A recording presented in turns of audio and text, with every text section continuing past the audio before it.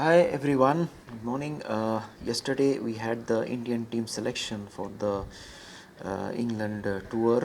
First the World Test Championship final and then the 5 Test series against England. Uh, Not many surprises, hardly any surprises actually. It was 90% of the team selections was pretty much obvious. They had the same openers like Rohit Sharma and Shubman Gill, and we have Mayank Agarwal, KL Rahul, probably the fourth opener, and then we have the middle order pretty much settled: Virat Kohli, Ajinkya Rahane, Cheteshwar Pujara. The long list of spinners we have. In fact, I think we have got three proper spinners: Akshar Patel, Ravichandran Ashwin, and Ravindra Jadeja. Washington Sundar is more of a spinner in the white ball game, and I have a feeling that the selection for Washington Sundar in this squad is primarily as a batsman who can bowl, because there are not many uh, batsmen outside the chosen outside the uh, Test 11. So I think Washington Sundar is primarily selected as a batsman rather than a bowler who can bowl a bit, who can bowl. So that's the one, that's the thing. And of course you've got a huge entourage of fast bowlers, very good strong fast bowling squad. That's Jasprit Bumrah, Shami, and they've got Umesh Ishant and Mohammad Siraj. I mean, all obvious selections, most of them. But uh, two, three selections have had some discussions on some social media and everywhere, and that is the first. I found about a lot of strangely a lot of talk has been going on about Hardik Pandya. I don't see any discussion at all needs to happen for Hardik Pandya at all, because he is not bowling, and with his batting he cannot get a place in the Test squad. So since he is not bowling, he is out of the Test squad, and I don't think there is any discussion needed for that, because Hardik Pandya has been not been bowling for a long time. He has bowled in a couple of matches here and there, and again he has stopped bowling. He's got some serious shoulder problem now, and he's totally out of the bowling question. In fact, Hardik Pandya.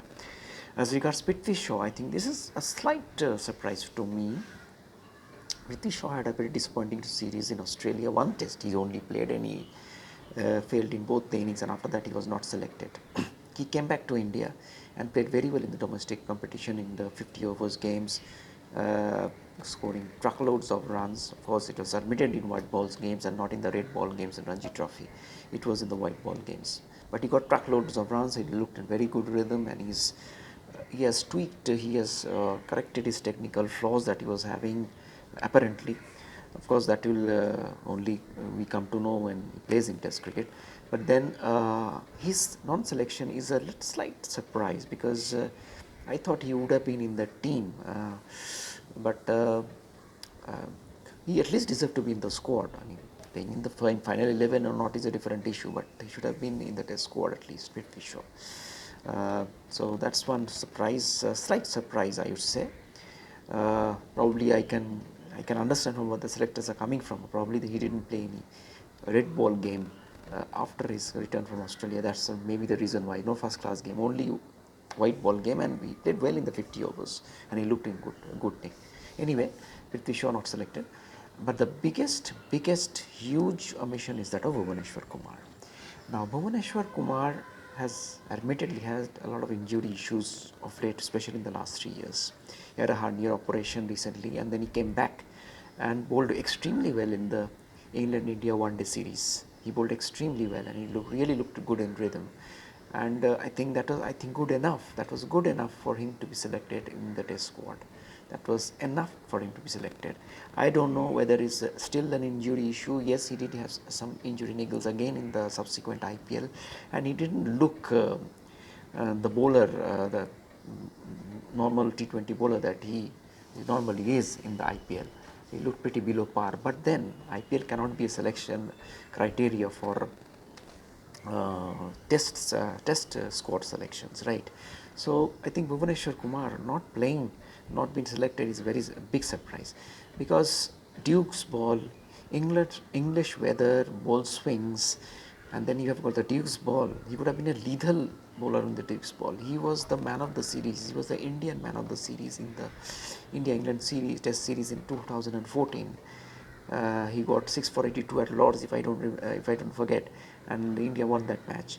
So Bhuvneshwar Kumar has proved himself in England. And then the last Test match I think he played for India was in 2018 in Johannesburg against South Africa, where he bowled very well and also batted very well in that Test match, and India won that Test match, and he was the man of the match. So you are not selecting a player who has done so well in overseas. He's got a 26 bowling average in overseas, and he's a class act on English conditions where the ball swings.